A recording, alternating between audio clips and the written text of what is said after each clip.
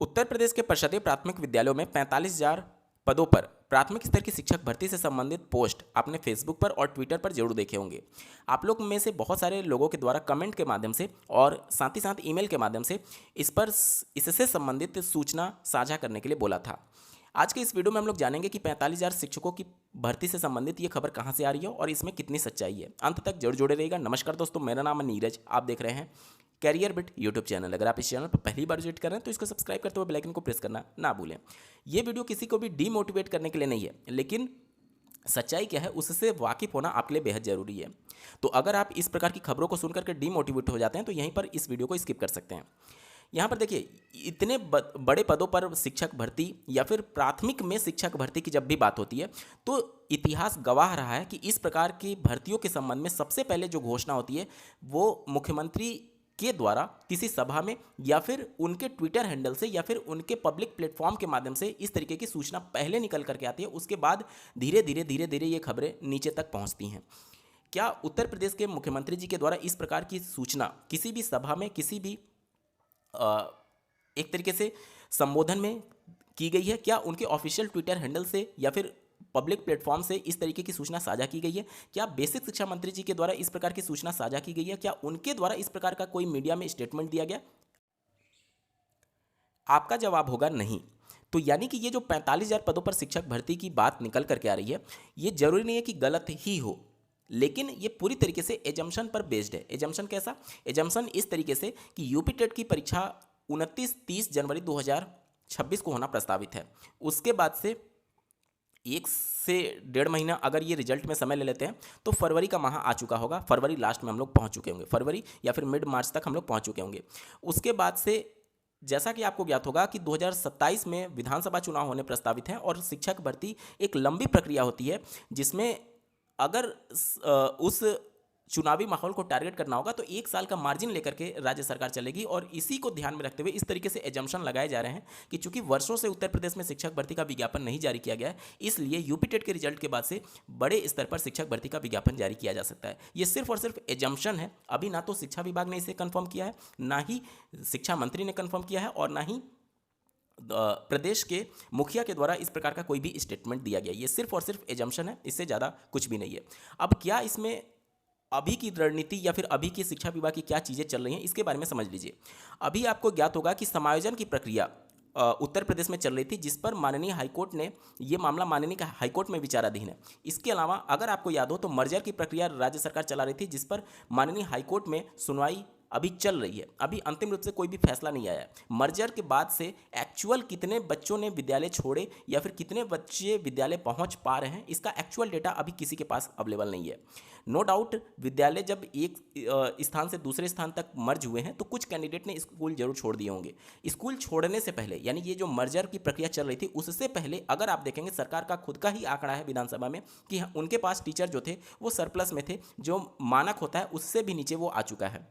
शिक्षा मित्रों को अगर हटा भी दिया जाए तो भी वो मानक को अचीव कर चुके हैं और शिक्षा मित्रों को शामिल कर लेते हैं तब तो 22:1 का मानक हो जाता है।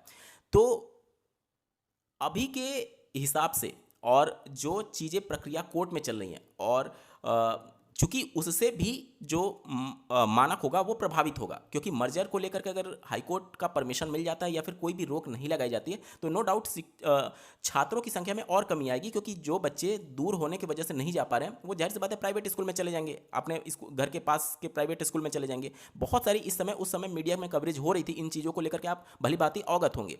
साथ ही साथ समायोजन की प्रक्रिया के बाद से जिन विद्यालयों में सरप्लस में टीचर हैं और जिन विद्यालयों में टीचरों की कमी है वो आपस में समायोजित होकर के एक तरीके से जो जहां पर पॉजिटिव संख्या है वहां पर बराबर हो जाएगा और जहां पर नेगेटिव संख्या है वहां पर क्या हो जाएगा, इक्वल हो जाएगा। और आपको यह भी समझना होगा कि जब स्कूल मर्ज हो रहे हैं तो वहां के जो टीचर हैं वो ऑलरेडी किसी दूसरे स्कूल में जा चुके होंगे, तो इससे भी इन संख्याओं में जो प्रभावी मानक होता है उसमें बहुत बड़ा अंतर आपको देखने को मिलेगा। तो चूंकि मामले अभी कोर्ट में है और इसकी वजह से प्रक्रिया पूरी तरीके से ठप पड़ी हुई है और इस वजह से अभी एग्जैक्ट डेटा कितने शिक्षक कार्यरत हैं और उनके सापेक्ष कितने बच्चे हैं ये अभी हमारे पास अवेलेबल नहीं। एग्जैक्ट डेटा अगर वर्किंग टीचर की बात करें तो वो तो हमारे पास अवेलेबल है, लेकिन कितने छात्र एक्चुअल में पहुंच रहे हैं विद्यालय में, वो संख्या अभी आना बाकी है, क्योंकि ये दोनों प्रक्रिया जब तक कंप्लीट नहीं होगी तब तक वो एक्चुअल संख्या नहीं आ सकती है। इसके साथ ही साथ उत्तर प्रदेश राज्य सरकार ने माननीय सुप्रीम कोर्ट में जो टेट अनिवार्यता के संबंध में फैसला दिया गया था उसमें पुनर्विचार याचिका दाखिल कर चुकी है। तो उसको लेकर के इनका पूरा बेसिक का पूरा रुख उस तरफ है। जो इन सर्विस टीचर्स हैं उनकी नौकरी बचाने के लिए प्रदेश सरकार प्रतिबद्ध है और उसके संबंध में पुनर्विचार याचिका दाखिल कर चुकी है दिनांक 16 सितंबर 2025 को। तो अभी ये जो पद की बात की जा रही है ये कोई भी आधिकारिक सूचना नहीं है, ना तो आयोग की तरफ से इस तरह की सूचना दी गई है, ना तो शिक्षा विभाग की तरफ से इस तरीके की सूचना दी गई है। ये सिर्फ और सिर्फ एक एजम्पशन है कि इतने पदों पर भर्ती का विज्ञापन जारी किया जा सकता है। चूंकि यूपी टेट 4 साल बाद हो रहा है तो ये एजम्पशन लगाया जा रहा है कि यूपी टेट के बाद शिक्षक भर्ती का नोटिफिकेशन जारी किया जा सकता है चुनाव के मद्देनजर। हालांकि कुछ भी अभी इसमें आधिकारिक तरीके से सूचना नहीं है। इसका मतलब ये नहीं है कि आप अपनी पढ़ाई छोड़ दीजिए या फिर भर्ती नहीं आ रही है। बिल्कुल आप अपनी पढ़ाई जारी रखिए, क्योंकि अभी देखिए मार्च तक चीज़ें आपको बहुत ज़्यादा स्थिति स्पष्ट हो रही होगी। क्यों? क्योंकि नवंबर में विधानसभा चुनाव है बिहार में, और बिहार के बाद से अगला जो चुनाव होगा वो उत्तर प्रदेश में होगा 2027 में। तो बिहार जो होगा वो एक तरीके से आईना होगा राजनीतिक पार्टियों के लिए कि किस तरीके से वहाँ पर समीकरण बदल रहे हैं। और उत्तर प्रदेश का जो विधानसभा चुनाव होगा 2027 में, ठीक है, उसके बाद से अगर आप देखेंगे तो 2029 में फिर लोकसभा के चुनाव हो रहे होंगे, और उत्तर प्रदेश में जिस पार्टी की सरकार बनती है बहुत ज़्यादा हद तक संभावना रहती है कि उसका इन्फ्लुएंस आपको लोकसभा चुनाव में देखने को मिलता है। तो नो डाउट उत्तर प्रदेश बहुत महत्वपूर्ण राज्य है, ना सिर्फ विधानसभा के मामले में बल्कि लोकसभा की भी मामले में, क्योंकि लोकसभा की सबसे ज़्यादा जो सीटें हैं वो उत्तर प्रदेश से ही आती हैं। तो नो डाउट उत्तर प्रदेश जीतना हर एक राजनीतिक पार्टी का प्रथम लक्ष्य होता है, और इसके लिए हर वो हथकंडा अपनाएंगे। तो निश्चित तौर पर माहौल बन रहा होगा उस समय, लेकिन वो माहौल क्या पिछली बार की तरह कहीं हवा हवाई तो साबित नहीं हो जाएगा। पिछली बार भी शिक्षक भर्ती को लेकर के माहौल बने थे, लेकिन आपने देखा कि विपक्षी पार्टियों के द्वारा बड़ी घोषणा के बावजूद भी कि हमारी पार्टी की सरकार बनते ही हम 1 लाख पदों पर शिक्षक भर्ती का विज्ञापन जारी करेंगे, बावजूद इसके वर्तमान पार्टी सत्ता में फिर से रिपीट होकर के आई। तो आपको समझना होगा कि जो माहौल बन पाता है एक्चुअल में वो जमीनी धरातल पर कितना उसका मायने रखता है आम वोटर्स के लिए, वो ज़्यादा इंपॉर्टेंट है।